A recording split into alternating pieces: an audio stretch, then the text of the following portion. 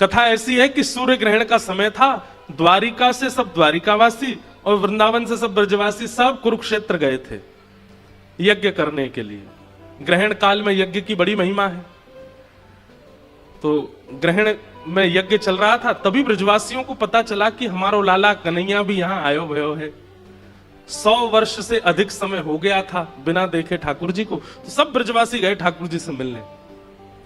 ब्रजवासियों को देख के ठाकुर जी तो बड़े व्याकुल हो गए। एक एक ब्रजवासी को अपने हृदय से लगाया। कहते हैं यशोदा मैया को देख करके तो ठाकुर जी 111-12 वर्ष की आयु थी उस समय ठाकुर जी की, लेकिन यशोदा मैया को देख के ठाकुर जी तुरंत गोद में बैठ गए और गोद में बैठ के लेट गए और बोले, मैया बहुत दिन है मैंने दूध ना पियो, अपने अपने पयोधर से मुंह को दूध पिवाए थे। 111-12 वर्ष की अवस्था में ठाकुर जी यशोदा मैया को देख के ऐसे ऐसे बालक भाव में आ गए। तो ये सब लीलाएं वहां हुई थी। किशोरी जी के साथ रास भी हुआ था। इन सब भावों के बाद ब्रजवासियों ने ठाकुर जी को पकड़ लिया। ठाकुर जी से बोले, लाला अब तू नहीं जाएगो।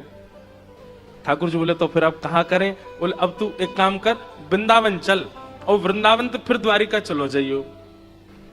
तो कहीं कहीं ऐसी कथा आती है कि ठाकुर जी फिर वृंदावन गए।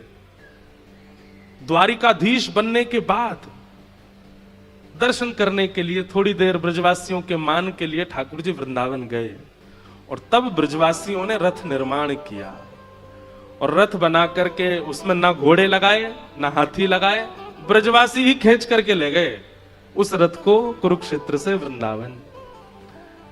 उसी भाव की पूर्ति ठाकुर जी आज तक जगन्नाथपुरी में कर रहे हैं। वैसा ही रथ बनता है और ठाकुर जी उसमें बैठ करके, और जितने खींचने वाले लोग हैं सबको ब्रजवासी मान करके ठाकुर जी वृंदावन जाते हैं और वहां लीला करते हैं।